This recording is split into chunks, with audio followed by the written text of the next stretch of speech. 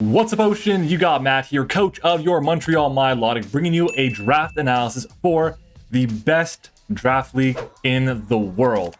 That's what I called it last time, and this is, well, kind of ish true the same way, I guess, again. And the reason I'm saying that is because this league, every single person is a champion. Every single person has won at least one title, and that's in this generation, at least in the past calendar year, which is amazing. This is the Champions of Galar, and I'm super happy to have been invited to it once again, the second time. Last time around, we did end up losing in round number 1 to the eventual champion, MattOshea, and we lost to him in the finals of another league, unfortunately, so I'm hoping that we can get a revenge at some point in the season.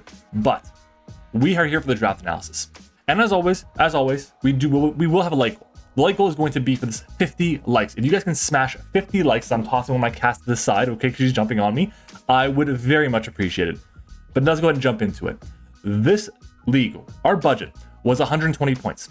And there's two notable Pokemon that are not included in it. There is no Dragapult, and there is no Urshifu Single Strike. I think I butchered that name, Urshifu Single Strike. Not available to draft. They're out of the pool. I thought that Mew would be banned as well, but it was not. In general, there's one Pokemon that I really want to have in this roster. One, Zeraora. 120 points. I believe it was 17 or 18.0. Not bad at all. However, we got sniped. No Zera. It is what it is. It sucks.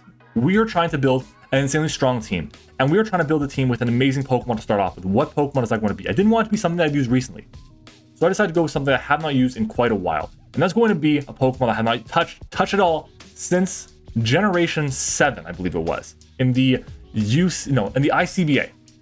LATIOS. LATIOS is going to be our first member of the team this season. 110 base speed for 17 points, really solid there. Levitate is fantastic. Dragon and Psychic Stab is really good. Has a bunch of new support moves in his generation, with Baton Pass for momentum, Mystical Fire as a way to reduce stats. It's amazing as a weakness policy setup sweeper with agility. With the weakness policy, you can then just win the game with store power outright. Its coverage is fantastic. It gets Trick. It's an amazing Scarf, amazing its specs. It can do so much for a team. I even run it defensively. I could run it defensively and make it perform very well. I am very excited to see what we can do with LATIOS. It gives me a fantastic speed tier at the very start. You guys should see, for BBL, we are running with Pokemon. Our highest speed tier was 110, so if I don't have anything faster than LATIOS, I am okay with that. 110 speed to start, not a bad place to begin with at all. This Pokemon has a ton of resistances, a couple weaknesses, but we can definitely patch around those. Our next mon, I'm looking at a couple things. I'm like, okay, I can go Heatran would work very well here. I don't really like Heatran too much, but it does make sense, and I do want to try something new, I think. And then things are going. I'm getting sniped left and right. I'm like, you know what? At this point in time, I should probably just say screw it and go with Pokemon I have comfort with. I want to try and win this league. I want to try and perform well and eventually, well, ideally get a title for this league as well. So we are going with Pokemon I have a lot of familiarity with. A Pokemon that destroys fairy types, Scizor. Scizor for 15 points is awesome. This Pokemon was not going to make it back to me. I had like the 11th pick. It was not going to make it back to me. So we took it now. At the tier that it is, at the price point it is, really good. I think that fairy type Pokemon in general are going to be a lot more freed up to be offensive in this metagame because they're not going to deal with taking hits from the Dragapult and taking hits from Urshifu. So people are going to draft a lot more offensive fairies.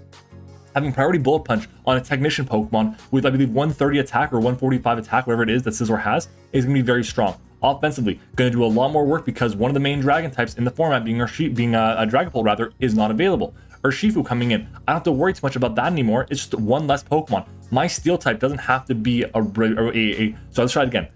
My bug type does not have to resist fighting in this generation. I do find it very important. Momentum is very nice. Slow momentum, slow U-turn in general, amazing here. And I'm hoping that this combination works very well together.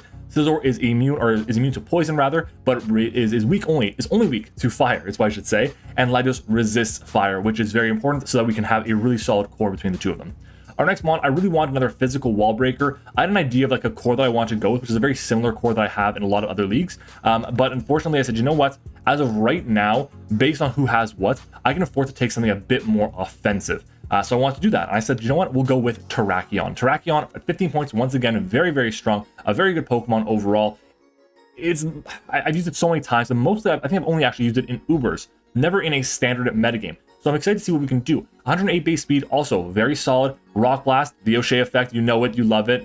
It's great. Rock Polish Terrakion, Swords Dance Terrakion with Stealth Rocks as well. It gets Justify, which is very nice to take the knockoffs that are going to be coming in for like Ockerberry Scizors or just Latios in general, getting the Justified boost can be very terrifying. It's a fantastic Pokemon to pair with my original first two. It does not get momentum. It's one of the few Pokemon on my team that does not get any form of momentum, which is really good and like just fits the way I like to play.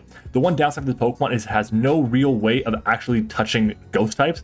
The best way you can do is like Stone Edge. I know it's like not, well, it's not resisted, it's neutral, but still, it's just not the best way. Nothing super effective against them. In general, a very strong Pokemon. I've used it very well in the past before on Ubers, and I think in a standard metagame, it's going to be getting a lot more Okos, or just a lot more, well, freeing up a lot more Tua kills rather, so I don't have to run Life Orb as often. I'm really excited to see what we can do with Terrakion this season. Our next Mon, it is my favorite Pokemon, Swampert. Swampert is, I would say, my favorite Pokemon. Just the way it goes, the rise it's had since the previous generation, getting access to just Flip Turn alone, changed the way I feel about this Pokemon. It is absolutely fantastic. 13 points, reliable stealth blocker, 1 weakness to grass, pairs fantastically with Scizor being weak to fire only. This Pokemon resists fire, hits them back for, well, super effective damage with both of its stab options, which is amazing. Rocks, Flip Turn, powerful offenses, U-turn, not U-turn, what am I saying? Earthquake. I got U-turn on the mind. Earthquake, Flip Turn, again, like I said, Waterfall, Ice Punch, Sludge Wave for those Grass Fairy type Pokemon. That's really big. This Pokemon can do so much for a team. Its speed is a little bit clunky with Scizor, but in general, the Pokemon does so much for a team. And I want to pair it with an amazing Pokemon that you've seen before, this combination before. Now, unfortunately, that Pokemon got sniped. That Pokemon was going to be Moltres. I really want to get Moltres here, but Pat unfortunately sniped it. I mentioned, I said, you know what? I think I can wait on getting Moltres and Swampert. I was going to do Swampert and Moltres as my pick 3 and 4, but I didn't, and I ended up getting punished for it. I got punished for it because Pat noticed, you know, he's like, this Pokemon does really well on my team as well, and it does do really well on his team. So he ended up taking Moltres, which is so unfortunate because the base 90 speed was really important to my team. It was really important. The flying type, really important. But in exchange, we got our Dark type now. We're going to go with Incineroar. Now, Incineroar Terrakion, where have I seen that before on a MattOshea team? BBL. Well, this is different. This team here, it's not using these Pokemon as like Ubers checks or like breakers against the Ubers. This is just in general going to be really strong offense and defensively for both teams. With Incineroar, with the ability to Parting Shot and U-turn around, it's very good. It can take on the Psychic type Pokemon, the Dark types, the Ghost types are going to be coming against me, and I find that really important to hear, especially because it has powerful stab knockoff, it has U-turn and Parting Shot, has access to really good fire coverage, has ground coverage, has fighting coverage, a lot of moves this Pokemon has, and it can set up as well, which is really important. This Pokemon can do a lot for a team. It's a really good Boots mod, and the fact that it's not 4 times weak to rocks is really cool because it means I don't have to run Boots if I don't want to. My defog options to start already are really strong with Latios and Scizor, which will be likely coming pretty much every single week. So I feel really good about Incineroar here with this team. It is unfortunate right now because I have a really big speed gap. I have a speed gap from Terrakion all the way down to Scizor at base 65, and Incineroar is only base 60. So really, my team is a bit slow, and that speed gap is going to be something I have to work on throughout the entire remainder of the draft. Next up, I was thinking, what do I want? I can go with a Fairy type here. I think Fairies are going to start to go. I was looking at something like Aromatisse, like Comfy. I was looking at something like Slurpuff. These Pokemon are all really good. I was looking at Klefki even, just depending on spike support. It can be really nice. But I ended up going with Comfy here. Now, Comfy, the reason why I have this Pokemon is because offensive Fairy types, like I said, I feel are going to be freed up a lot more since they're not going to have to deal with taking on attacks from the Urshifu and the Dragapult. Having priority Drainicus, not just +1 priority, +3 priority Drainicus is very powerful. Leech Seed is very nice. Synthesis is really good, of course. This thing gets U-turn, this thing gets defog, this thing gets a lot of really good options and can be an absolute menace if played correctly. I do feel like my team really wears down against opposing steel types, and that's like the main thing this Pokemon can't touch. Well, this and poisons, but hey, I have a Swampert and I have a Latios. I feel fine against opposing poisons, and I feel fine against opposing psychics, and no, that's like steel type Pokemon. That's what it is. In general, this thing can do fantastic work for us, and Leech Seed support for a setup Latios, setup Scizor, setup Terrakion, setup whatever is amazing. I really do like this Pokemon. I feel like it's an absolutely fantastic Pokemon for us. Next up, I'm like, okay, what am I taking? I really am having a hard time. I got at this point, like, I don't know, like 60, less than, no, I have like what, 40 something points left. I didn't know what to take.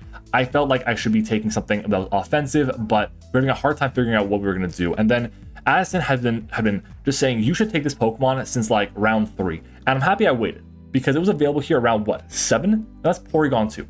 Porygon 2 gives me Trick Room support, which is really nice for a team that's as slow as mine. It also gives me slow momentum with teleport into Latios, Scizor, Terrakion, which are going to be really hard for my opponent to break down. In general, this Pokemon has a lot of pressure, and it forces in knockoffs for the Terrakion. It forces in fighting type moves. While I have a Latios, while I have a Comfy, I can do a lot of work with the Porygon.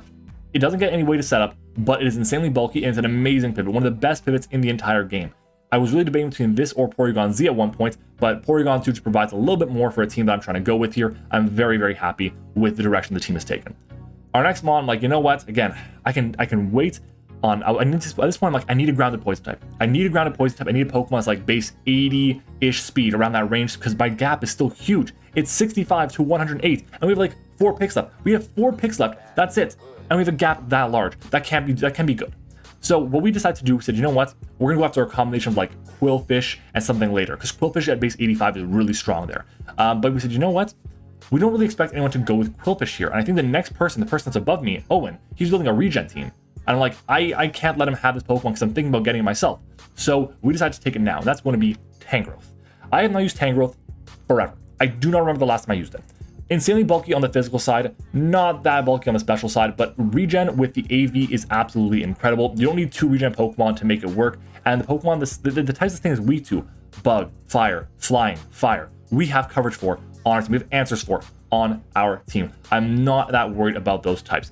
Flying, a little bit, but bird spam is not the most common type to be dealing with. And in general, I feel we have a lot of coverage against those Pokemon, me spamming those bird type attacks. So we'll see what we can do. But again, this Pokemon with knockoff, with leaf seed, with support options that it has, it can be absolutely deadly if played correctly. And I feel like I, would do a decent job of playing it correctly. So fingers crossed we can do that. Moving on to our next mod. At this point in time, I'm like, I really am picking up Quillfish. Quillfish is fantastic. It gives me a grounded poison, gives me toxic spikes, and it gives me access to regular spikes as well, and intimidate. It's really nice core.